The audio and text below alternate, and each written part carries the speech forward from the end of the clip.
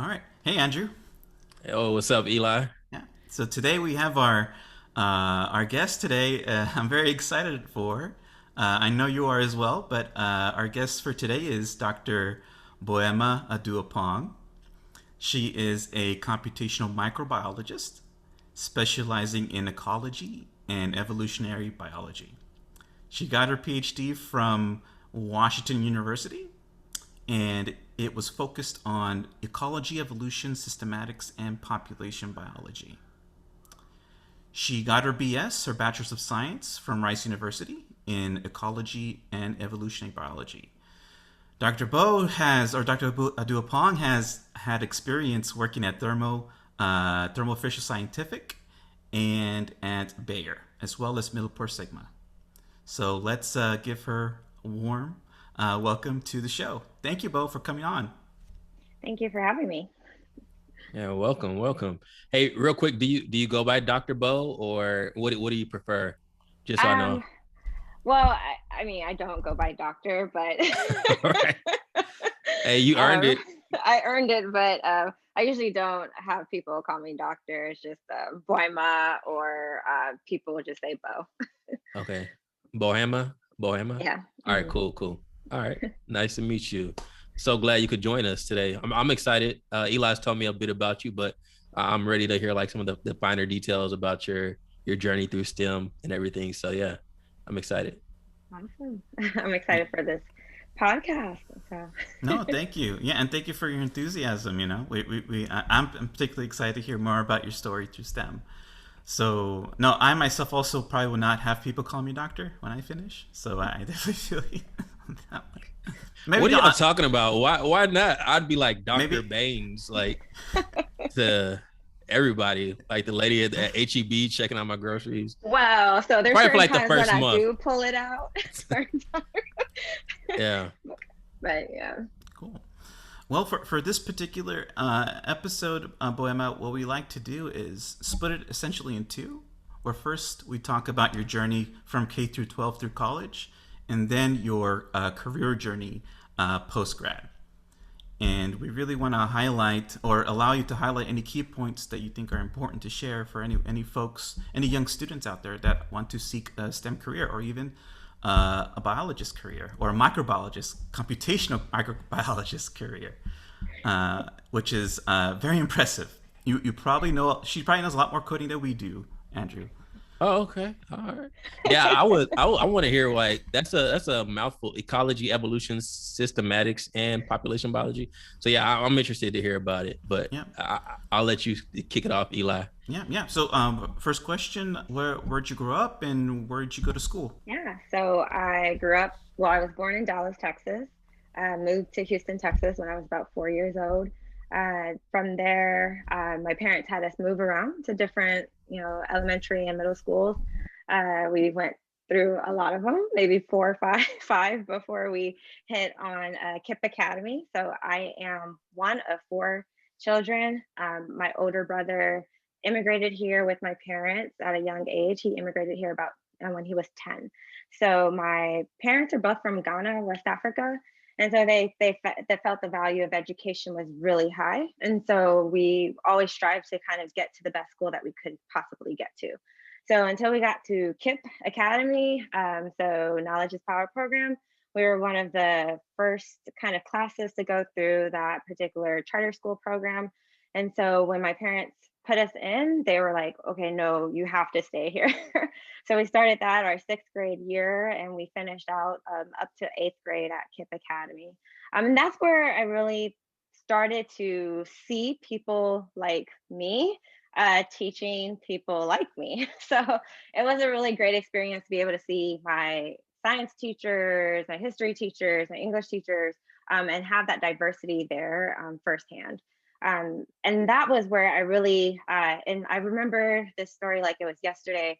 I remember we went to go visit Rice University, and I don't know if you remember this, Eli, but we went to go visit Rice University. And I literally turned to my science teacher um, and told him, I am going to come here and study here for college. And he looked at me and said, huh? How can you know that at such a young age that you want to come and study here? But I knew that because one of our teachers, Miss Garcia, she had actually graduated from Rice University. So she really told us about her experience there, and she told us how much it really shaped her as an individual. And I was like, that sounds amazing. You are an amazing person, and I want to come here for school as well. So as a young girl, I was already very much like, I had my eyes set at Rice. And then so lo and behold, eighth grade year comes, and at KIPP, we were given the opportunity to honestly apply for all of the different private schools around Houston and also around the country. So I had the opportunity to apply to a couple of boarding schools. And that's where we applied to Asheville School in North Carolina. And when we went to go visit, my twin sister and I, we went to go visit, and we loved it. We fell in love with the campus and just the education that they would have given us. And for background, for those who are from Houston, if you know anything about zoning, you know that my parents didn't live in the greatest neighborhood, so the schools that we were zoned to in terms of public schools weren't the greatest. We wouldn't have been able to kind of achieve what we've achieved going to some of the schools that we would have been zoned to, unfortunately. So my parents were like, no, go to boarding school. They gave us pretty much almost a full ride to go, which I think is something that should be told, is that a lot of these elite boarding schools will give you money to attend their schools. So sometimes it's good to just not look at just the price tag of how much it would cost. They do give you funding, whether you play sports, for education. If you have really great scores, they will find a way to give you that money to go to that school. So we were able to go. We did that for 4 years. I loved every moment of it, educational wise. I remember my advisor was the chemistry teacher at the time. And so there was often many times I would go into his office hours and I would ask him questions. I would be so interested in chemistry. And then I fell in love with, of course, biology, getting to dissect animals, being able to look at the different parts of the body, the human body. I was like, okay, I think I'd rather do biology rather than chemistry in high school. So then that was when I started set my eyes on Rice University. And I mean, that was literally, if I could have, I would have just applied to that school. But of course, everyone around me told me, don't, you need to have other options. So of course I did apply to other schools, but I ended up getting accepted. And of course, that was the school that I wanted to go to. Nice. Amazing, Awesome. amazing. Real quick, full disclosure. So, Bo, you mentioned this, but we did go to KIPP Academy together, and that's where I met yourself and the rest of your family. And which reminds me, I need to hit up your mom for food next time in Yes. Houston. Uh, the She'll Ghanaian make you food some is jollof fire. rice. It's fire. Sometimes literally, but I like it. Yeah. Yeah. No, so that's really interesting that you mentioned having inspirations throughout your K through 12 experience. Can you be more specific? Did you have any advisors? Did you have a college advisor in Asheville? Yes. So I did have a college advisor at Asheville School. I will say that was one of the pain points for my sister and I. As you know, we were kind of coming from more of a lower kind of middle class income. And so we didn't really have a lot of the opportunities that other school students at my school did in terms of when it comes to financial aid for college. So for us, we were really looking at, you know, what scholarships are out there, what type of aid do they give for students like us in our positions. And our college counselor at the time didn't really actually know a lot of those options that were out there for students that looked like me.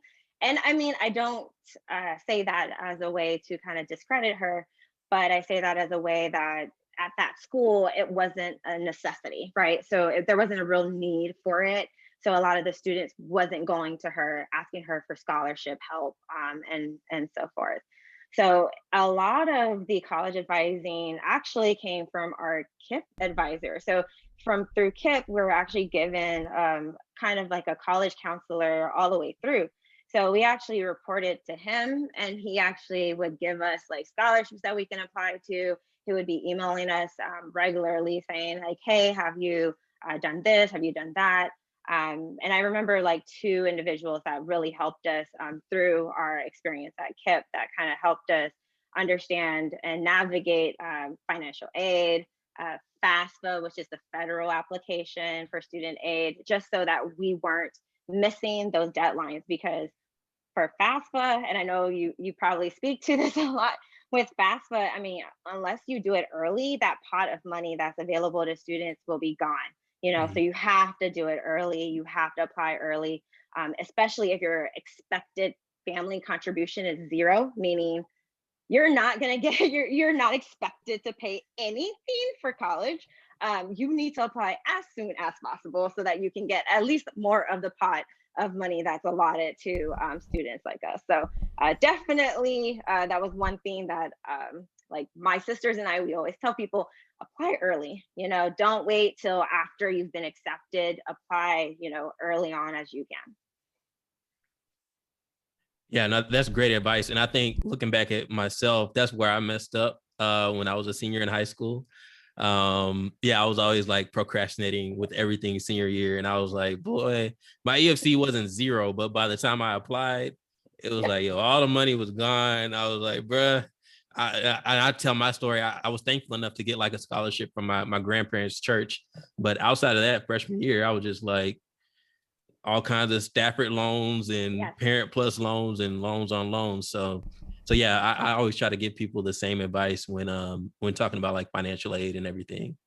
But I'm glad to hear that KIP like really was like integral in your success. And I didn't know they provided all those resources. So I'm here in Houston. I don't know if Eli told you as well. And my brother-in-law actually works at KIP, but I didn't know that they provide all these different resources to their students, but I'm really glad that they do. And a lot of times me and Eli talk about like the importance of having advisors and seeing people that look like you that have kind of been through your shoes and going down a particular career path. I'm interested to hear a little bit about like boarding school because like, first of all, like, so living in Houston is very diverse, strong Nigerian population here, a strong West African influence here. But like boarding school from like my understanding was primarily like something like more so big in like Europe and Africa. But can you kind of speak to your experience in boarding school, not just your experience, but then also like the like I guess the emotional and the mental aspect of like going to North Carolina as like a teenager with just you and your sister? You're basically like going off to college in a sense on your own. So like what were some of your experiences and your struggles with that, and like what kind of motivated you, impressed you towards like the finish line? So I think you hit on a lot of the key points of the diversity in Houston, and then going to Asheville, North Carolina, where the population of diverse people is very, very low, especially at a boarding school, any boarding school that you'll look at across the entire United States. So you bring up a really good point that my parents being West African, they were already used to the idea of boarding school, right? So they had went to boarding schools themselves. So they weren't afraid of sending their teenagers to boarding schools, because at the age of middle school, sometimes you would be sent away to live with family and to go to school. So that was something that, wasn't foreign to them. And I think that's something to say about like Americans are like, oh, what? You would send your kids so young away for school? Like, why? But I mean, that was just something that we did, right? Or that they were used to doing. And so that wasn't the shock for my parents, but I think the major shock was the traveling. So the idea that, okay, now we don't have thousands of dollars to do like plane tickets, I mean, at that time. So, and then they've got two of us because we're twins.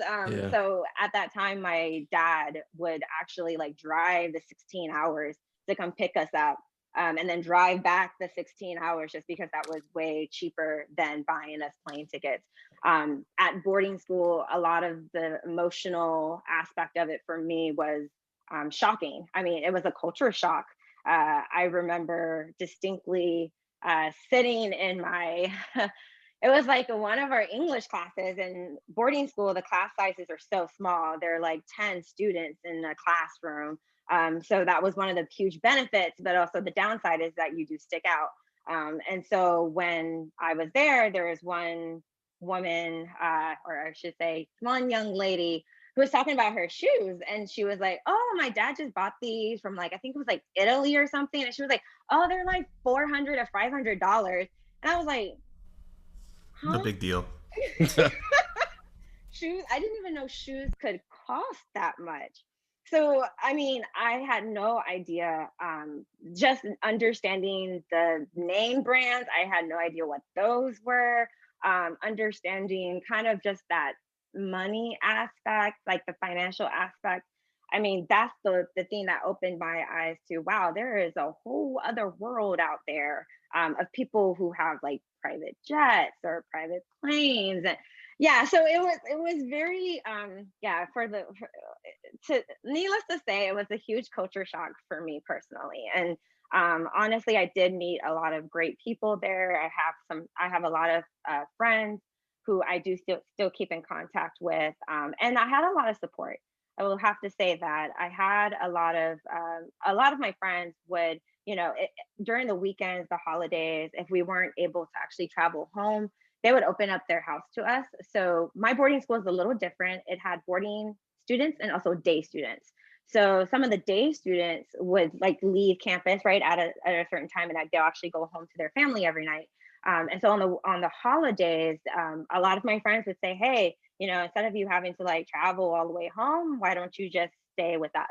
And so that was really nice to be even able to like get used to like the Asheville culture and the Asheville scene, not just through the lens of being a student, but also being kind of like a native there. So I definitely have like lots of like backpacking stories. And I was like, what people do that with their time? I had no idea people go hiking. And I was just like, oh, all right. So we're doing this, huh? But I think it was, yeah, at the end of the day, I think my experience kind of opened me up to kind of what I would have never experienced if I was like in Houston, right? So Yeah, I think it's great that you went through that in high school because I think everybody at some point kind of has to go through that where you kind of realize there's a bigger world than just your bubble. And I yeah. mean, a lot of times that's like a lot of people don't experience that until college. I know that's when I first heard about like people going hiking and camping and going to the lake. I'm like, I didn't never hear about that growing up, but cool. So I have a few follow-ups real quick. Number one, do you remember like how much it would cost to go to this boarding school? I know you said they gave you like a full ride, but do you remember like a ballpark number? So of course, with inflation time, it has gone Yeah, up a bit. So at that time, it was like almost 17,000 a year. So it's almost like you were going to college, honestly. yeah. Okay, cool. And then second follow-up, I have two more. Um, do you think you would have went to boarding school if it was just you and not your twin sister? Like, because I Great know that's a question. big jump for somebody that's like what is it, you would have 14 when you 13, Hmm. 14. So do you Hmm. think you would have went from Houston to North Carolina for boarding school if you were just by yourself, or what do you think? That's a great question. So I would have to say so I have a younger sister. She actually did the same kind of transition we did. She went to KIP, and she actually got a full ride to go to boarding school. So they paid for everything for her, Okay. even plane tickets, books, everything. All right. I need to So she consider this. I got two kids. They're like 3 and 9 months, but hey, I need to start thinking about just this start because I thinking mean, about it. yeah. But I would say that, I mean, she did go by herself, but it was because my twin and I did it. So my parents weren't as scared the second time around. Okay. But I think if I was on my own, okay, so I'll use my brother as an example. He didn't, right? So he went to the zoned high school that we were zoned, like the high school we were zoned to, which was Sharpstown at the time. And then also well, I should say. It was really Westbury at the time, and that's the school that my twin and I would have gone to. And so I think what we would have done instead of going to boarding school would have probably gone to like a private school in Houston if I was by myself. Yeah. Okay. And then last follow-up. So if you were like, let's say there's a parent who's just listening to this for the first time, they have like a 14-year-old kid who's about to graduate middle school. Would you recommend boarding school to them? If money's not an issue, would you Oh, recommend if it to them? money is not an issue, I think there's just so many, so much culture shock that I had to deal with. And I think it did, like you said, it did prepare me in the sense of when I went to college, it wasn't as hard. I know a lot of students who went to some of the high schools in Houston, when they went to college, they were saying, oh my gosh, it is like twice as hard as it was in high school. But for me, I was like, no, it's not. Like high school, I mean, the freshman year, it was like, I felt like high school was harder than my freshman year of college. So I think academically, you start to get used to having the large workload, and then but it's like if you instill these ideas in your kids already, then you don't need to take them to boarding school, right? So boarding school helped us have like study hours every day. We had study hall for 2 hours. You were locked in your room. You couldn't come out of your room unless you wanted to get some water. And yeah, and then you had proctors on your hall walking up and down the hall making sure you were studying. Your door had to be open, make sure you were actually doing something. And so, and then like the leadership aspect of it, being a proctor, being a prefect, which is one of the student leadership roles that you can have. I mean, that helps you understand how to run student clubs. And so it's just like, and it's not just during the day, it was full the whole day from morning to night. You were a prefect, right? So it wasn't like you could take off that badge and say, oh, I'm no longer the student leader. I'm a student leader throughout the entire day. So I think that kind of helps instill kind of some character in you, when you're in boarding school, rather than, oh, I can, be a student leader at school, but then I can like slack off when I'm home. Like no one's looking, like no one really cares. So I think that kind of helped a bit. But again, if you're a parent who, you can do that for your student, you can provide that type of environment for your child, then I wouldn't really I wouldn't really send them to boarding school. Like me personally, I think I'm just gonna send I want my kids to be in public school, honestly. I want them to understand that, life isn't as sweet as, I'm probably gonna make it for them. So understand that you may have some, opportunities in your life that you're given. And those are literally opportunities. Those are not, things that you just get when you roll out of bed. This is a life that I created for you. I worked really hard to let you be in this house and, have anything that you want that I didn't have. I didn't get that luxury lifestyle. So I think it just will help them, get used to the fact that, life is not just handed to you. So. It's amazing the transition you and your sister made, or the trailblaze y'all did, going to Asheville. I can empathize a bit with that same amount of culture shock going to college when I was a little bit older, but y'all did it at a very young age. But to transition to Rice, I'd like to ask you first, what aspects of your K through 12 experience would you say prepared you? I know you touched on this already with your experiences at Asheville, but are there any other specific aspects of your K through 12 experience that prepared you for a place like Rice? So I would have to lean back on the high school aspect, just having the study halls, having study guides. I remember being at KIP, and again, my teacher, Miss Garcia, literally taught us how to take notes. So she did the method where you fold the paper in half, and you can write on the right side, you write kind of like full sentences, and then on the left side, you write like a summary word. I still remember this, right? So it's just like, and I took Amazing. that with me to college. Honestly, I would sit there in college. I would open my books. I would highlight. I would take notes. I would do note cards, and so all of that was taught. Like I was taught that at an early age, rather than having to like teach myself in college. And unfortunately, I do see that when I see my students who I mentor and they get to college and they're like, I'm buying them note cards, and they're like, what do I use this for? And I look at them. It's a Are you bookmark. serious? Yeah. It's just for books. I'm like, oh Lord, I need to teach you some study skills. And so it's just things like that from KIP and from high school that really I took with me to college. I think another aspect in high school that I really, really enjoyed was being part of student clubs. So going to college, it wasn't like I was afraid of being part of signing myself up for anything that was available. So for instance, like we didn't have a Rice African Student Association at Rice. So, one of my friends came to me, and she was a fellow Nigerian from Houston. She came to me and said, hey, let's do this. And I said, let's do it. So we created that club, and it's been going on since, and it's still a club to this day. So I think it's those kind of aspects in terms of leadership skills, and then the educational aspect as well that really I took with me to college. No, this is those are great points, Bo, and this is something me and Andrew always talk about, and that is how many aspects of our lives we take for granted that actually prepare us for the challenges that come ahead. And one thing I just want to highlight is that you mentioned several times having leaned on an advisor from KIP.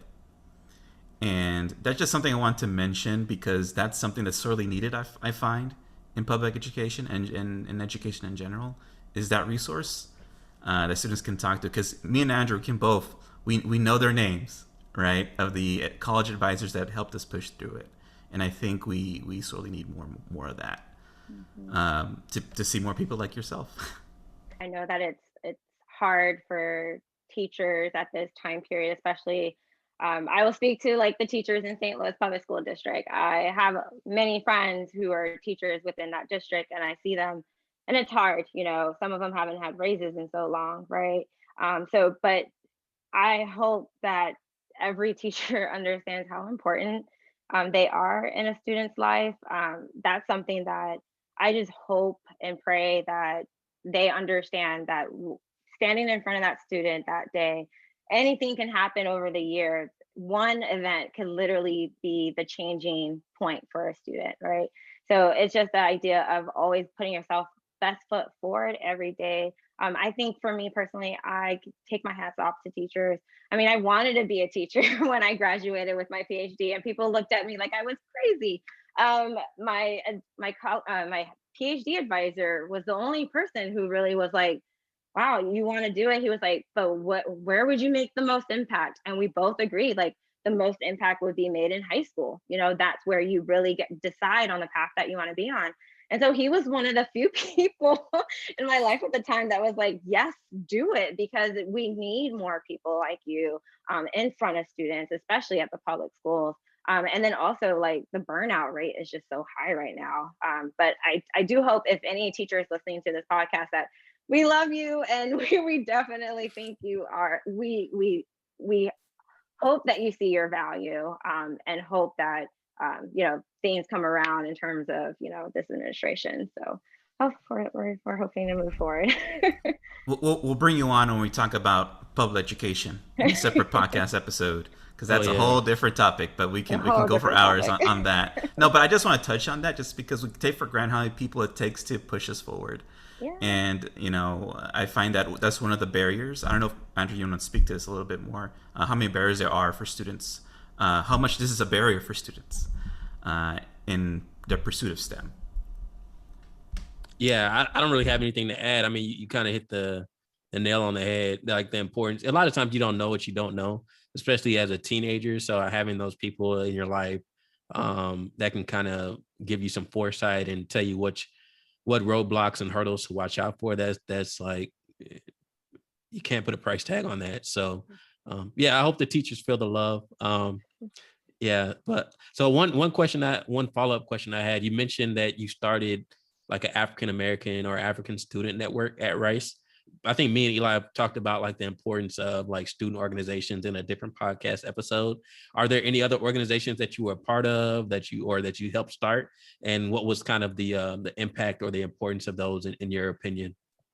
Yeah. So honestly, for me, being West African is like part of my identity, right? So it's one of the things that I think a lot of people see when they see me. And so being part of that aspect was really amazing in terms of being able to put that type of organization together so that other students coming after me have a place to actually be.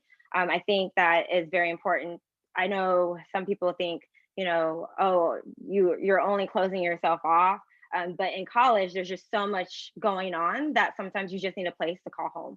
And I think that was really important for us as African American students at Rice. It's important to be able to sit down and talk to people about your culture, traditions, and people don't ask you all these like weird questions. It's like they understand, they grew up in it too, so it's not something that's foreign to them. And so that's really important, I think, for a lot of students who are foreign nationals, so that they have a place to call home. It's just really what that is. I was also part of the Black Student Association, of course, and that's where, like, when I became president of the Rice African Student Association, I did a lot of events that could bring us two together. So I did like a fashion show where I brought like African and African American designers together, and we wore African prints. I was able to get a lot of designers around Houston. As you know, it's really diverse, and so that Yeah. wasn't hard to do at all. It's like you have so many people at your at your handle that will help you do any of those things. So we were able to bring in food, traditional dishes, and it was nice to be able to showcase, Blacks and African Americans and Africans coming all together as one. That was really important for me at the time to show unity in that sense. So I was part of both associations. I was also part of, interestingly enough, you guys would both probably laugh at me. I was also part of the National Blacks Student Association, so NSBE, for engineers, Black engineers. Oh, okay, cool. So Yeah, they accept everybody. I they was accept like, everyone. yeah. No, I'm not gonna hate on you because when I was an undergrad, I was part of SWE, Society of Oh, Women Engineers, because that was the only large. Honestly, that was the only large group on campus that would invite speakers and have events. yes, yes. Yeah, no, NSBE was amazing. The main reason why I wanted to join NSBE, honestly, if I'm gonna speak on it from the heart, it was because the conferences, Oh the yeah, Exactly, networking, exactly. yeah. right? It's just huge. I mean, I think for me, if I had known what engineering was maybe my freshman year, I'm telling you, I probably would have been an engineer after going to all those conferences every year. You should have Um, did it. I should have done it. But I think that was something that, at least for me personally, I got to take in. Like, even though I was a biologist, I was able to still see engineering students and be able to network in that way. And to this day, I have, a few friends who are engineers that I can talk to, throw questions at, and they're able to like give me answers for that. So I think that's really important too, to be part of organizations that may be like not within your affinity group, but maybe it's like tangential to it. So in terms of just interest, it's okay to like reach out and branch out in terms of what you actually do day in and day out. So I would say that was one of the things that I loved doing, because we actually got to do a lot of outreach events through that too. So that was where I started to really host, K through 12 students on campus, like at Rice, and we would take them on tours. We would teach them science, and that was where I really started to understand the impact that you can make doing like having STEM outreach programming. So yeah. Awesome. Yeah, I don't have any much to add. If you're listening to this podcast and you're thinking about engineering or you are an engineering major, I would definitely recommend that you connect with NSBE. I think hands down, they probably have like the best conferences. And I'm not speaking from experience. I'm just speaking from like having talked to other people who have gone to these conferences and who have gotten like job offers as a result of it.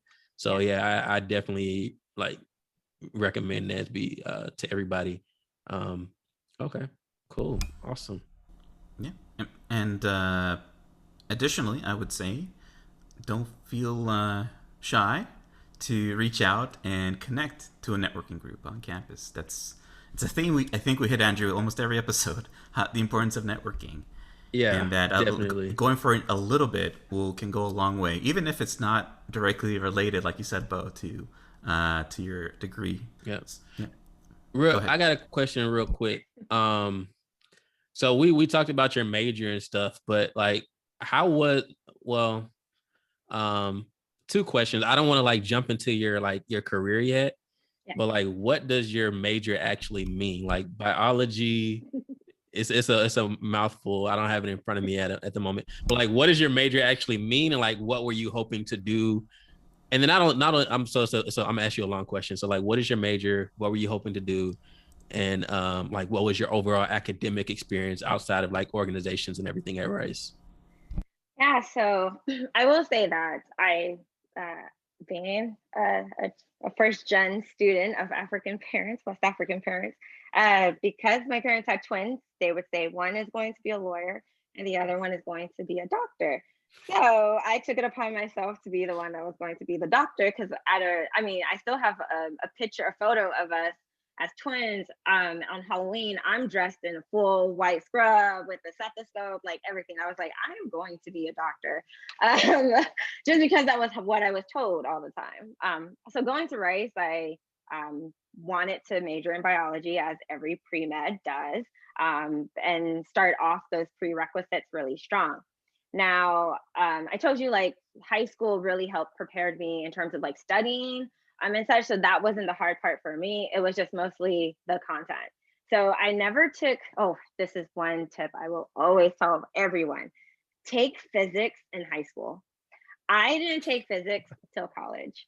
And I was like, what are we doing? Like, I was good at math. I entered into college with a lot of math credits. So it wasn't the math that really got me. It was literally like I couldn't wrap my head around what they were doing. I can't even tell you to this day why it was so hard for me, but I couldn't get it. I couldn't do it. And so that really brought, of course, I would say it brought my confidence down. It was one of my lowest scores I had ever had in my entire academic career. And so at that moment, I was like, is pre-med really the right mindset for me? And that's when over the summer, or I should say during my one of my what do they call them now? I forget what they call them, but it's like office hours. So I went to one office hours for one of my classes, for one of my biology classes. And I met a graduate student at that office hour. And it was me and one other student, because of course I am a sucker for going to office hours. So it was just me and one other student. And I mean, this course was over 300 students, right? Like, it's not a small course. And so she was talking about life cycles, and then she was talking about Dictyostelium discoideum. And I was like, what in the world is that organism?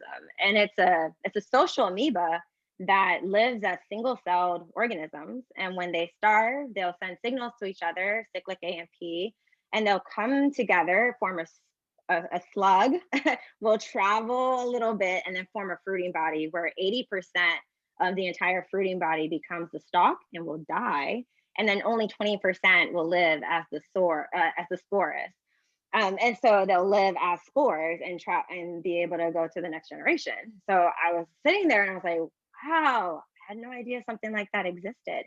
And that was where I met ecology and evolutionary biology. I was like, Okay. oh, okay, that's how you study, the evolution of like human, I would say sociology, really, because it's like, why did we become hunters and gatherers from being single individuals? It's like you can kind of tell that story through these single-celled individual cells. And so I was able to meet with, like, at the end of the office hour, she was like, well, if you guys are interested in research, you can meet with my professor and she'll take you on as undergrad students. I was like, what is research? Huh? What are you talking about? So I literally took her up on her offer that summer because I lived in Houston, luckily. So I came back. Her advisor interviewed me, gave me the position in the lab, and I started that summer. So that summer, I started working in the lab environment. And I would have to say she was one of the biggest proponents for me in terms of actually wanting to get a degree within that field. So she was one of the like really well-known professors in that field. And at that time, I didn't know. I was like, she's so nice. And I mean, I love her. And I feel like she's like a second mom to me. I would come to her for anything that I needed. And so during the years, I would, stay on as a student. I would go into the lab. I would work on the weekends. And then she took me to the side one time and she was like, Boahemaa, what do you want to do? What's going to be your major? And I did have a professor who was supposed to be my advisor, but honestly, I didn't talk to that person. I really talked to her. Like she really Gotcha. truly became my advisor. And so she was like, you should really think about ecology and evolutionary biology. You're doing so well in all the classes. You really enjoy it. Why not? And I was like, because I don't know what to do with that degree. Like, what do you do with this? And so she really took me under her wing and taught me kind of like all the different career choices you can have with a degree. And then she, I would say she one time like told me like her salary on the low. And I was like, that's how much you make? And she was like, yeah, so why be a medical doctor? You could be a professor and make this much. And I was like, oh, I didn't even know that. So it's just like that eye-opening aspect of being able to be with someone so close in that way, that she was really helping me understand what this degree could lead to, understand the careers that it could lead from it, understand kind of like the impact I could make. Because honestly, a lot of like what we're facing now in the pandemic, a lot of that is evolutionary biology at work. We're witnessing that right now. A lot of the people that are studying it used to be evolutionary like not used to be, they are evolutionary biologists. They're studying infectious diseases. That's what we do. That's what my major is. And so it's just such a huge field. And so you can really pick and choose what you want to do with it. And so that was really the reason why I decided to do it. Awesome. Yeah, I'm just gonna say one thing real quick, and I'll pass it over to Eli so I don't boss hog. But yeah, man, I wish like more professors and teachers kind of do that, like gave you that transparent, honest conversation about, hey, these are your career options. This is even what your salary can be. I think that can really help students save a lot of time. And the earlier they have those conversations, the better. So they can kind of, not be spinning their wheels or wasting a bunch of money while like changing their major a couple of times or being undecided for a couple of years or whatever the case may be. So I'm glad you had that experience, and then even the experience to work in a lab as an undergrad. That's a really invaluable experience. So I'm glad to hear that. Thank you. No, the knowledge is power, right? Yeah. And it can't be said enough. Especially for younger people, and I can only speak to my experience, but at that point in life, you don't even know what are the right questions to ask. Mm-hmm. And so having someone like that in your life is really crucial to your career success. So lesson to the young people listening: don't be afraid to walk into the office hours of your favorite professor and pick their brain. They love that. Trust me, they love that. And if they don't like that, well, they're not doing their job. Quite frankly, it's part of their job as an academic. So now transitioning a little bit further from there, Bo, we're trying to stay on pace, but this is such a cool conversation. But we are on a time limit. Was that kind of your first view of graduate school, and did that evolve into what you ended up doing in graduate school? Definitely. So I think working in the lab all those summers helped me shape my mind into, okay, this is what I would be doing if I went to graduate school. And my professor really helped shape that in every way, shape, and form, to the point where as I was graduating my senior year, I had no idea what I wanted to do. I was preparing to study for the MCATs, of course, because I wanted to take at least a year off before I went off to medical school. So at that time, I was still thinking I was going to be a medical doctor. And so I was like, okay, let me take a year off. She pulled me to the side again, as she usually does.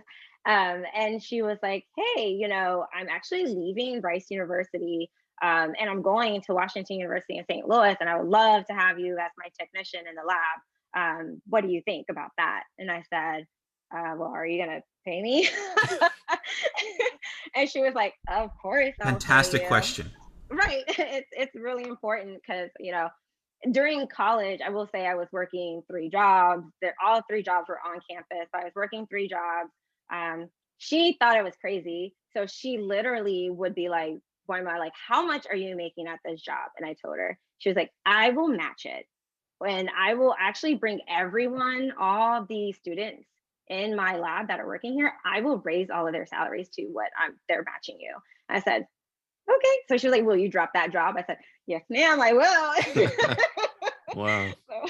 So she was, I mean, I just wish there were more professors like her, honestly. But needless to say, she's like the reason why I'm here today in the career that I'm doing. So I was like, okay, yes. And then she offered to pay for my moving fees from Houston to St. Louis. I didn't even have to pay for that. She paid for that. So once when I got to St. Louis, I was like, all right, well, what am I going to do? Am I going to, stay here? Am I going to go to med school? So at that time, I was working as a technician that year. And again, it opened my eyes to graduate school because I was actually doing it day in and day out. That was like my 9 to 5. She gave me the opportunity to host undergrads in the lab. And like, she was like, you are the owner of the undergrads, like teach them. So I started teaching them a little bit of R, a little bit of statistics, and we would host like weekly meetings every week. We would just meet and talk about, R, talk about coding.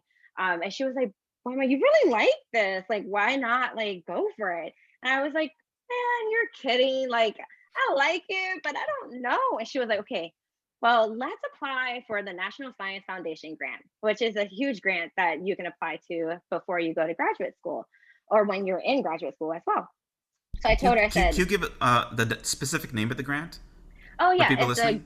a graduate research, so GRFP, so Graduate Research Fellowship Program. And it essentially will pay for your time in graduate school. So usually it'll pay for 3 years out of the 5 years. Why is that important? Well, as a graduate student, you get paid through your professor. Sometimes your professors don't have enough money to fund you. So if you already come in with your own funding, you're already a great candidate for anybody's lab, honestly. Like every professor will come to you and say, do you want to be in my lab? Because you're free money, you're essentially. So she was like, you should apply for it. I said, Joan, her name is Joan Strassman. I said, Joan, you're kidding me. Like, I don't know if I want to go to graduate school right now. So she was like, just apply. So I ended up writing the application on the project that I was working on in the lab as a technician because it was something kind of new for the lab. And then we wrote that whole application in a week. I don't recommend doing that. It was a lot of drafts back and forth, but that was just the type of professor she was. She was loyal. She was devoted to her students. So we sent drafts back and forth, and I submitted it. After I submitted it, I read the fine print, and it said, you have to have been accepted to graduate school if you get the fellowship. So I told Joan, I was like, does that mean I have to start applying for grad school? She's like, yeah. So then I ended up taking the GRE within those 2 weeks, applied to graduate schools, and I applied to WashU and 2 other graduate schools in Texas. And then lo and behold, when, that, I think it was like that February, I only hear back and I ended up getting the NSF. So luckily being able to have applied to graduate schools ahead of time, I ended up getting accepted to all 3. I only applied to 3 schools, accepted to all 3, and then chose to stay in St. Louis. That's great. Yo, you kind of crazy. I am. Because I'm gonna tell you why. I know from experience because I applied to that fellowship. I was denied. I'm gonna go ahead and say that. But that's a lot of work because like that application is not like, oh, let me just throw something together. It's like the most competitive like fellowship program in the country, pretty much. So it's like you're competing with every 4.0 student from every university across the country. And like you put that together in 2 weeks and then apply for the GRE and then apply to 3 graduate schools. And that's like, yeah, that's crazy. But congrats. I mean, look, I tip my hat to you. Andrew, that's not crazy. It's I could tell you there's something I can empathize with her and her family. That's immigrant mom energy. That's what that is. That's what that's that immigrant is. mom. Yep, that's it's the hustle that you're born with. Yep. All right. Yep. That makes sense. Cool. Awesome. Hey, so after you get the NSF fellowship and you get into grad school, or 2 questions. Did your advisor provide any additional funding in addition to the NSF grant? And then after that, did you decide to do a master's or a PhD or what? So I did not do a master's. So I went straight. So after I got the grant, I was accepted to WashU, and decided to stay at WashU because of the research that was there. I wanted to do microbial ecology, and I wanted to do more so microbial genomics. And so that was like the top school, because WashU is where they first had like one of the first sequencers in the United States. And so they have like a huge sequencing platform there. And so I wanted to stay at WashU for that reason. At WashU, it really depends on which school you go to. WashU, they do their funding a little differently. So if you come in with the NSF, they'll just give you $5,000 on top of what they give every single graduate school student. And that's actually a little bit more than what the NSF would give you, right? So it depends on the school you go to. Some schools will say, no, we're just going to give you your grant that you got. And then some schools do it differently. Okay, awesome. And then, so you decided to do the PhD. So 4 years, 5 years? I did 5 years, Okay. 5 years of the PhD. Yeah. Gotcha. And what, real quick, what was that experience like? And like, what advice would you kind of give to other people who are thinking about doing it or in the process of doing it? Yeah. So I will have to say that getting the PhD was one of the most satisfying degrees I ever received in my entire life. I think a bachelor's degree is great, right? But a PhD is where you really get to use your own mind. You really don't have a guide. It's really up to you to decide what you want to study. You get to create your own research projects. You can create your own programs that you're doing. You are the boss of your education. So that's why I'm a huge proponent of getting the PhD, just solely because of that. I think in my current job and in my current, all the jobs that I have, everything that I do, I think that's one thing that I always lean on is the PhD, because if not that, if not learning how to think for myself, think on my feet, being able to research things and make my own conclusions from that, I don't think it would have prepared me in any type of way after the bachelor's. Okay. Yeah, that's fantastic. We can do there's another entire podcast episode just on PhD life, but I'd like to move forward a little bit and ask, now that you've earned your PhD degree, which by the way, congratulations. I know it's been a couple of years since then, but still, it is, like you said, it's an amazing feat. But moving forward, what does, for the young listeners out there, what does a computational microbiologist do? What kind of careers can they expect to find in a job market if they were to go for such a STEM degree? It's one of the fields that is growing heavily. The pace of the career is it's just all the time. You're constantly having to challenge yourself. You're constantly having to learn more. And the reason why is that it's such a new field. I would have to say it's one of the newest fields in terms of computational sciences, as you will. As a computational microbiologist, what you do is you study microbial communities. So you get to, I know I nerd out in this part, but you get to really study bacterial communities in a way that other people can't, because you're sequencing the genome of a microbe. And so in that sense, you're looking at the genomic signature. It's looking at the DNA of that microbe. And so in that sense, you're really getting to understand exactly what that microbe does. You're understanding its lifestyle, how it impacts the other members in the community, and then how it also impacts disease. So as a graduate student, I researched how bacteria could affect humans in terms of urinary tract infections. And then I also studied how bacteria that enter the roots of plants, how they impact yield. So it really has a lot of impact from ag all the way to human health. And so you really do see a wide range of careers within that field. I'm telling you, there's even people who do it and they're in the art field, because you have biofilms of bacteria.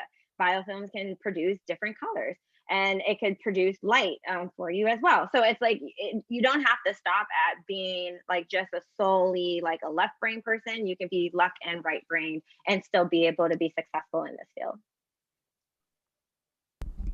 Wow, that's a much broader than I expected. No. That's great. Now you mentioned that you've have loads of experience using R. What other computational tools are you trained in or training in that are at your disposal? Mm-hmm. Yeah, so on the side, during my not busy life, I also teach a course called Data Visualization and Analytics.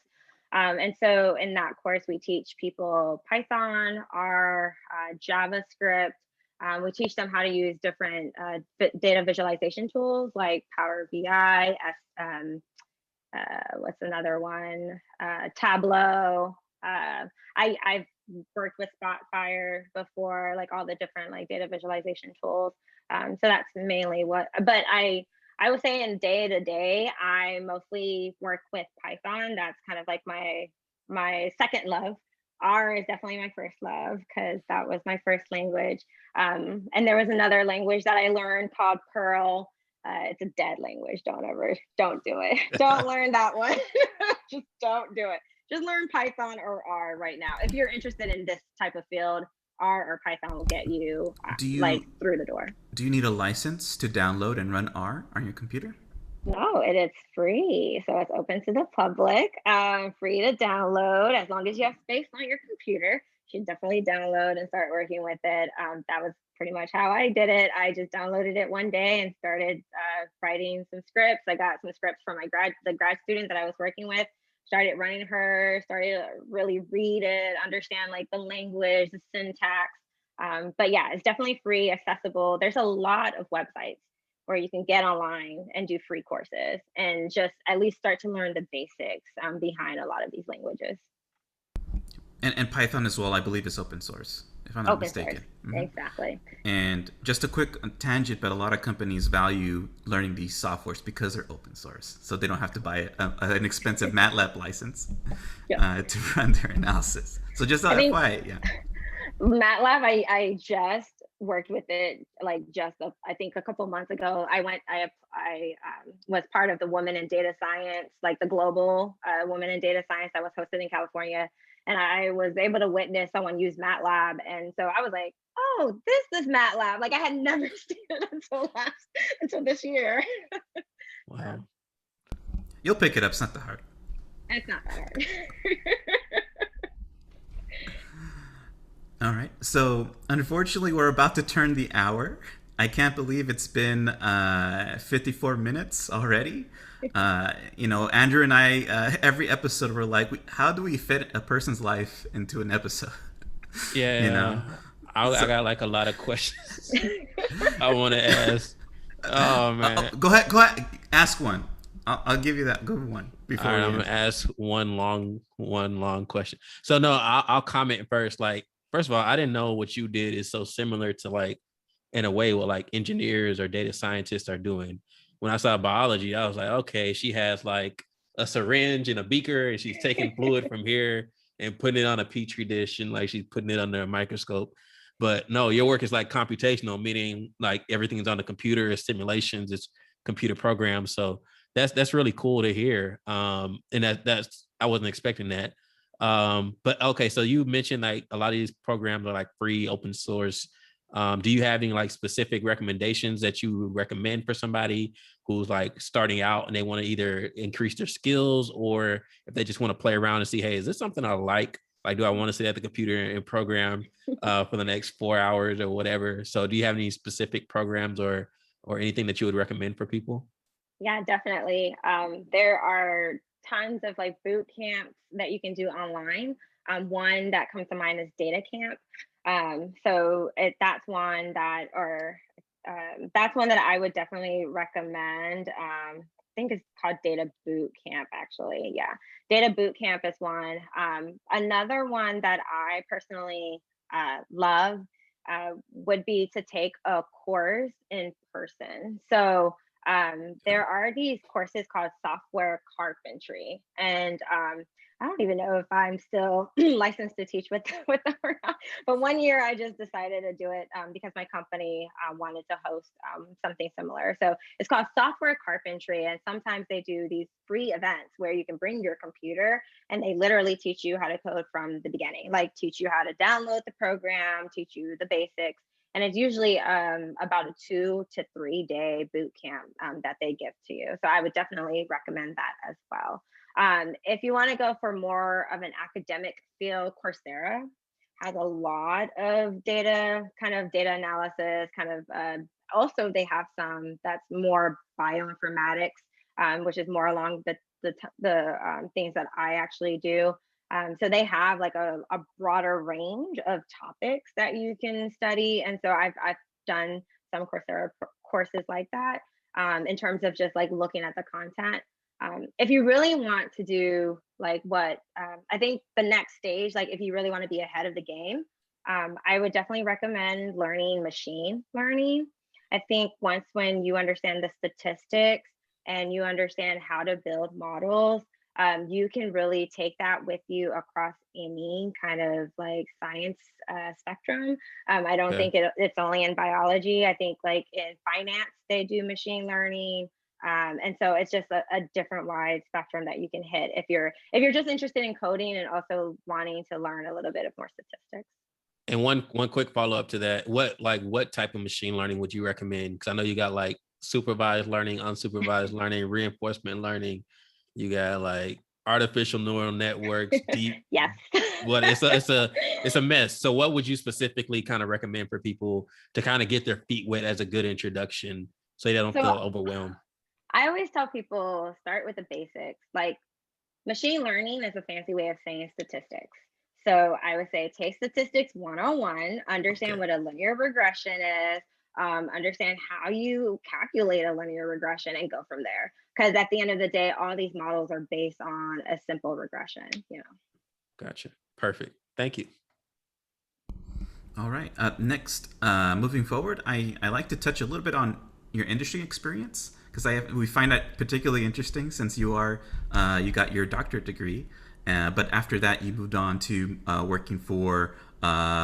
working in industry. So I'm wondering if you can walk through us your experience in industry with a PhD. Yeah. So I think I would have to say that a lot of the career, like the jobs that I've had so far, I wouldn't have had them without the degree. I think the degree really helps me get into the door because everyone who is applying for my position has the same degree, right? So we all have the same degree already. So that's kind of number one. Number two is I would have to say a lot of my hiring managers have always spoken to how my personality is a bit different from most people in my field. So that is very much welcomed, you know. So I would have to say, like, if you're interested in coding, you don't have to look a certain way, you don't have to act a certain way. It's like be you. And even though you have like a really bubbly, you know, friendly personality, that doesn't mean you can't code. That doesn't mean you're not a coder. I think a lot of us or I would say a lot of people like me who have the personality I do, don't feel like they are a coder. But I have so many of my friends that I have in my inner circle, and we all have the same personality and we all do the same thing. And so I've just been told multiple times that, you know, that is something that's unique about me. And so I don't want it to be something that's unique. I think it's something that should be more diverse within the workplace. So I think in terms of my career path, getting a PhD was it was something that I couldn't have done without, especially for the careers that I've had. At Bayer Crop Science, when you're looking to work at a more science company, like a larger science company, older science company, a lot of the people coming in are going to have that PhD, especially at such a huge corporation. Going to Thermo Fisher, you would think it would be the same thing, but in actuality, it's not. So I have a few people on my team who have masters rather than the PhD, and they do just as fine. And I think it's really key to understand that at a big company, sometimes you have different well, not sometimes, you have different departments. So at Bayer, I was working more in research and development, and that's more of a research company. Thermo Fisher, yes, is a research company. They do have a research arm, but they are product heavy. So they're all about bringing products to market. So in that case, you don't have to have a PhD to do that, right? You can have a master's, you can have a bachelor's degree and still work in a science company. So I say all that to say that the PhD is not going to make or break, the ability to work for a science company if that's what you want to strive to. It's more so like the type of work you want to do. If you're leaning towards more research type of focused work, then maybe getting the master's and the PhD will help. If you're leaning more towards like service and support, which is my current role at Thermo Fisher, you don't actually need the PhD to do that. Okay. No, those are insightful questions. Insightful answers. But I have a follow-up insightful question. One that we get a lot from young people, and it's a little awkward to ask, but I think it's an important one. Andrew knows what I'm about to ask, and that is salaries, right? What can a person, and I get this, when I've talked to high school students, that's one of the first things they ask me is, how much money are you going to make as an engineer? Is it worth my time, to go through hell, through the academic path? And I think it's good to be honest, as honest as you're comfortable with. So what we can do is, if you want to give a range of what people expect salary wise for someone with a PhD in computational microbiology. Yeah, you pull up the W-2 if you want. I mean, right. whatever you're comfortable with. The W-2, I don't know, because that could hurt my chances when negotiating with other companies. Okay, so I will have to say that starting salary for a PhD, if you go to a company like Bayer, Crop Science, and work in their research and development department, or if you work at a larger company like Thermo Fisher, you're looking at the upper ups of close to 100K starting, all the way to maybe 130. You said starting? Starting. That's good. Maybe we made the mistake, Andrew. I think we did, man. That's like the end of the road for us. Okay. And then I would say that, oh my gosh, I don't know when you're going to publish this podcast. And then I would say, like, in terms of moving up, up the ladder, you could become a director or a manager, depending on the type of company you work for. You could be making, I would say, 140 starting, ending 190. If you keep going up that ladder in terms of management. So. Not bad at all. It's not bad. Not bad. And I will say that that's based on my idea, right? But again, I'm a Black woman, and I do have to say, I may be lowballing myself too. So and that's real. I know some salaries of some of my coworkers, and they did make more than me starting out, even though the skill sets were drastically different. So it is real. Like, I would say for young people, negotiate. Don't ever just take the first number they give you. Don't. I made that mistake with my first job. I looked at that number and said, "What, you're willing to pay me that?" Yes. And I didn't even negotiate. Yeah. No, again, because you don't know the questions to ask. You don't know. Yeah, it's a lack of knowledge. Yeah. Yep. Yeah, no, that's true. When I got my first job offer, they offered me 70, and like, you got offered 100. When I saw 70, I was like, what? I was like, all right, let's do it. But then I was like, wait, time out. I had went to like a career services like preparation, and they talked about negotiating. I came back and asked him for 80. And he was like, I can't do 80. I can do like 73.5 or something. I was like, all right, let's do it. I tried. But yeah, no, I definitely, like, to echo your statement, negotiate. Like, I don't care how much they offering you. If they offering you $15 an hour, negotiate. Yeah. If they offer you 125, 130, negotiate. Yeah. So yeah. No matter that amount. I think for me, especially moving from Bayer to Thermo, they were going to drastically reduce my salary.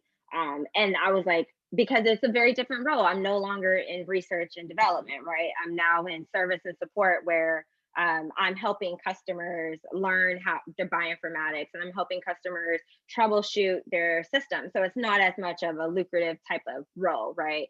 But I was like, no, you're still going to use my PhD knowledge that I have to help these customers. You're going to have to pay me. So they ended up coming, like, I ended up getting close to 20K over what they were going to start me off with. And I was like, okay, now we're talking. So definitely, like, even if they try to lowball you at the beginning, they will, like, if you interview well, if you do really, like, if they're like, we want you.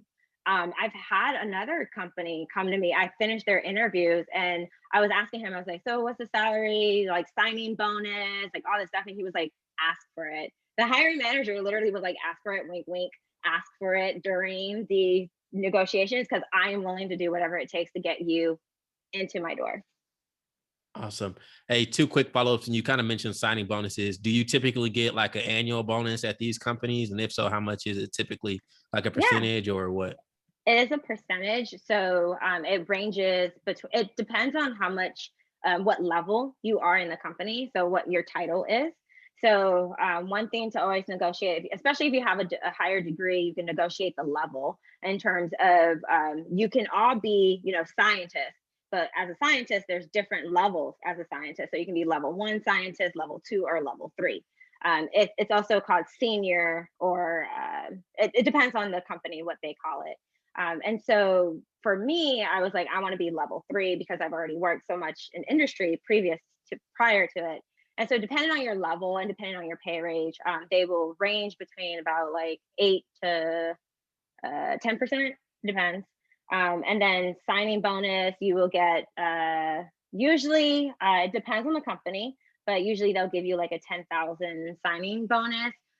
Signing bonuses, though, they do ask you to work there for a complete year, or you'll have to pay it back if you leave the company. Okay, cool. Awesome.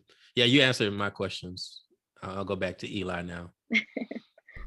No, it's all good. I think this is all great points of advice for people getting into the business without much information. Like I said, I keep saying this, but I mean, lack of knowledge is just such a big hurdle for lots of people. So this is going to go a long way. Thank you. So right now, I'm sorry to say, but we need to close this out. I wish. Say one.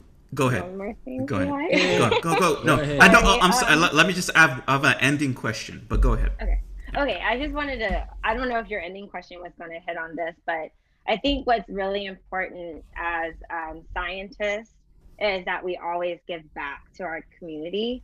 And so regardless of whether you're a person of color or not, I think that the amount of people going into STEM right now is really low, and we need to increase that pipeline, especially in America. I really do think so. And so I think that for me personally, one way that I try to give back, and this is kind of a shout out to my startup company, the nonprofit company that I've started with 2 of my colleagues, Samantha Lurie and Sylvester Chisholm. We have a nonprofit called the Show Me Costa Rica, or the Show Me the World Project. And so what we do is we take students who are in high school and we give them a chance to go abroad, depending on the country. Right now we're sticking with Costa Rica, but we will explore other countries in the future. And so what we do is we fundraise the money to take them to Costa Rica, give them like a 10-day excursion in terms of the science, the biology, and be able to experience a different culture than what they're used to. And so within that, my part of it is really the biology and the learning. So I have all my other friends from WashU come over and we do all the science lessons with the students during the school year so that they're really prepared for biology at the end of the day. And so now we're ramping up in terms of selling coffee, selling t-shirts to fundraise for their amount to go to Costa Rica this year. Okay, we got to stay here for a minute. Last follow up, Andrew. All right. Oh, wait a minute. Okay, so so no, giving back is something that it's like a common theme out of everyone we've actually interviewed. Everybody's kind of looked for a way to give back in some sense. So you're paying for kids. Are you like raising money on your own, or are you like you're chipping in a little bit yourself? But how are you raising money? And the kids are going to Costa Rica for how long? And are you going with them the whole time, or how does that kind of work? Yes, I would say Samantha Lurie. She was the one who started the project about almost 10 years ago now at this point. So we started when I was actually, or she started the project as a teacher at Vashon High School in St. Louis. And so I met with her through, again, my amazing professor, Joan Strassman. She sat next to her on a plane. And Samantha started telling her about this project. And she was like, I've got a great graduate student that would love to work with you. And that was how we ended up starting to work together. So what we do is we fundraise all of the money. So whether that's through our coffee sales or whether that's through donations, we fundraise that amount. Of course, I also give out of my pocket as well. And now that I actually have money to give, but as a graduate student, I didn't. So as a graduate student, one thing that I did get to do was I did get to travel with the students. So I got to travel with 3 different groups to Costa Rica. Now I don't so much because, of course, I have to pay my way on the trip now that I have it. So I'm also more so along the sides of getting the organization off the ground, creating the curriculum so that we can actually launch it across the United States. So that, and in Costa Rica, they stay for about 10 days. So we pay for the plane tickets, the hotels, and all of that is funded through educational tours. So Education First Tours is called EF. So we fundraise the money to basically pay for that service to take the students there. Okay. Last follow up. I promise, Eli, and it's like a 2-part follow up. Where do you kind of see yourself going from here? Like, where do you envision yourself like working full time, or do you see yourself doing it's like a social entrepreneurship aspect to it? Do you see yourself doing that full time, and then also where do you see the organization going in the long-term future? Because you mentioned spreading it across the U.S. Yes, so we definitely want to be in every state possible. We've already started to network with other teachers in other states and 2 other states currently. And then at one point, we had 4 different high schools across St. Louis that all traveled together at one time. That was our largest group. I would have to say that was the hardest group to go because we had so many kids to keep track of. I remember being up every night, making sure the students were actually going to bed on time so that we could be ready and prepared for the next day.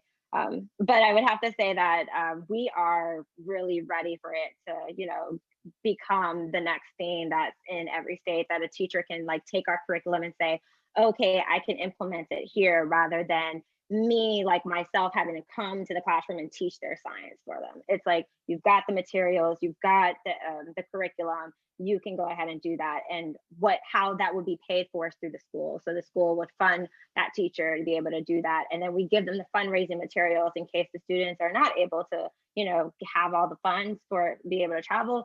We give them the fundraising materials so that they can use that, market it for themselves, and be able to fundraise that money. Kind of like candy bars, when we were in school when we were Yeah, the younger. pins, the candy bars The and pans, stuff. candy bars. And they're doing coffee, you said?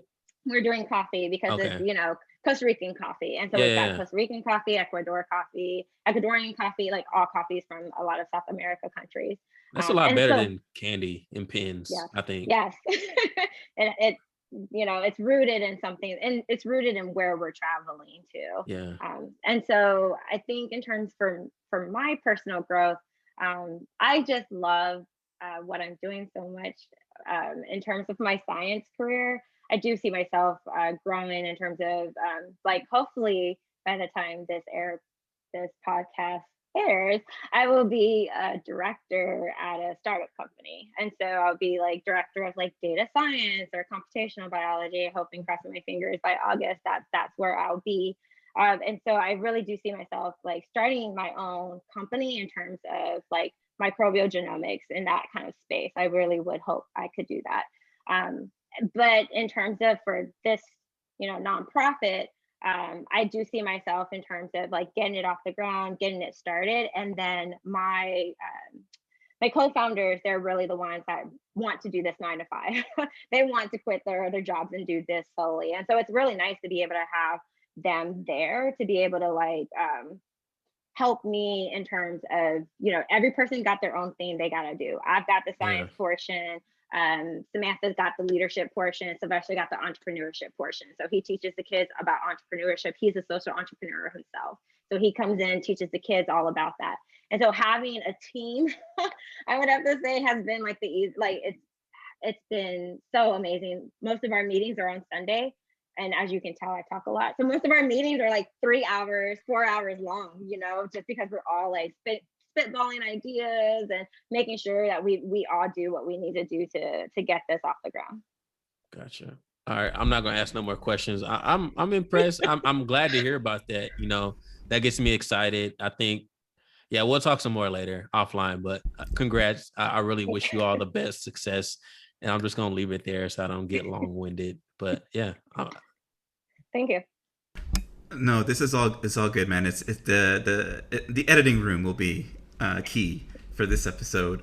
So no, Bo, can you give a shout out to the nonprofit organization you're trying to start? Yeah, I'm sorry. Go ahead. Yeah. Just repeat the name because I think it's a wonderful idea. Thank website, you. social media, yeah. all of that. Show me the world project.org is our website. Show me the world project is our handle on Instagram.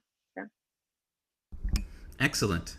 Thank you, Dr. Bo. Do you have a deadline coming up for like the next round of kids or whatever? Do you have like a? Yeah, we've already started. Yeah. Okay, cool. Mm-hmm. We'll try to put this episode out as soon as possible. So no, for sure. In the show notes, we'll put a description of when the deadlines are for all these applications. Thank you. Yep. So thank you so much for lending us your time. Believe it or not, I have one final question for you, but I like asking this question because I don't know, it gives us a little insight of your mentality, of your philosophy when it comes to education in STEM. So, and I'm going to try to connect it back to your experiences in STEM that you just went through. And unfortunately, I wish we have gone through a little bit more about how it was like being, in particular, women of color, going through STEM. So, but maybe we can take this opportunity to ask that question. But here it is. If you had the Infinity Gauntlet from the Avengers, and with your snap of your fingers, you can change one thing, and this can be a policy, it can be a resource, nationally, globally, locally, whatever is most important to you. What would you do to eliminate barriers that are between women of color and STEM professional careers? Great question. So I think for me, I would have to say one thing that was something that was hard as I was getting my PhD would be the financial side of things. Even with the NSF, you're not getting paid a lot. You're getting paid pretty much below minimum wage when you think about the hours put in of getting that PhD, right? You're working weekends, you're working late nights, early mornings in order to get this done. So I would have to say that for people who come from families where, you don't really have the financial means, it gets even harder because now you're supporting, parents on this, money that you have, or even if you're having a family, like I knew some people who had families, families of 4, and you're still on this like very low salary. So one thing I think is a huge barrier would be, that financial piece of it. So something that if I had, if I could really redo it all over again, I would hope graduate schools would be able to have a pool of money where if students are in financial need, they can apply to be able to get that extra money. And it doesn't come in forms of loans, it comes in form of a grant. That way the student doesn't have to feel that financial burden and doesn't have to feel like, okay, I'm already behind everybody else. I would have to say when I look around the people that were in graduate school with me, far and few in between did you see people who came from, lower income status, because it really is something that you don't you can't do if, you know, if you're trying to survive. And so I think that that would be a game changer, because I know a lot of students of color, they come up to me, they go, well, how much did you make during graduate school? And I really don't want to tell them, because then they would not do it, right? It's 5 years, it could be 6 years. That's a lot of time that you're spending doing you know, that type of work. But I always tell them the payout is so much bigger, right? But, you know, for me personally, if I was at this stage of my life when I was going through graduate school, my mother's retired, I'm helping her pay her bills, you know what I mean? Like, I don't think I could have done graduate school. And that's unfortunately where we find a lot of people at, where they're actually helping others in their families get by. So how can you expect, you know, people of color to be able to afford both, you know? um, Education can only take you so far, but if you don't even have enough to make ends meet, like, you can't ask someone to go and get that degree. So I think for me personally, that's where I would love to see, you know, graduate school step up and help out in that, because there's a lot of funding that could be, you know, granted out in grants, that could, you know, help lessen the load for students. So. Great answer. Yeah, great answer. There's a lot of, Andrew, we might have to think of a new question because people are giving similar answers. Yeah. Oh, really? To this question. Yep. Yep. Yeah, but I mean, I guess that speaks to like the problem. And like the problem is very clear. And I don't know, we can't really rely on the politicians to try to come up with solutions. They're not very good problem solvers, apparently. No. So I mean, we gotta figure out. And I like the way, I think this kind of ties into the fact that a lot of us have the same mindset as far as like giving back. So collectively, if we could work together in some way to try to solve these problems that we've identified, I think we can come up with our own solutions without politicians. So yeah, I'm on board. I love this question because at the end of the day, we would like to have a collection of answers, you know, for folks like yourself. And, you know, see the parallels, you know, and actually, you know, we can make an agenda out of it. See, for me, that's the end goal, is we use this to create an agenda that we can either do it ourselves or push politicians to do, or both. It's probably going to be both.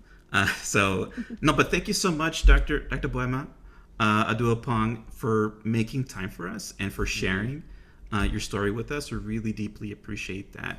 And I'm very certain that there will be younger people that will look at this, hear from this, and feel inspired to maybe not do a PhD, but maybe consider a STEM career. So you don't know. There's going to be ripple effects to this, and we really do appreciate that. Yeah. Well, thank you for having me. Ditto. No, everything Eli said, we appreciate you for coming on.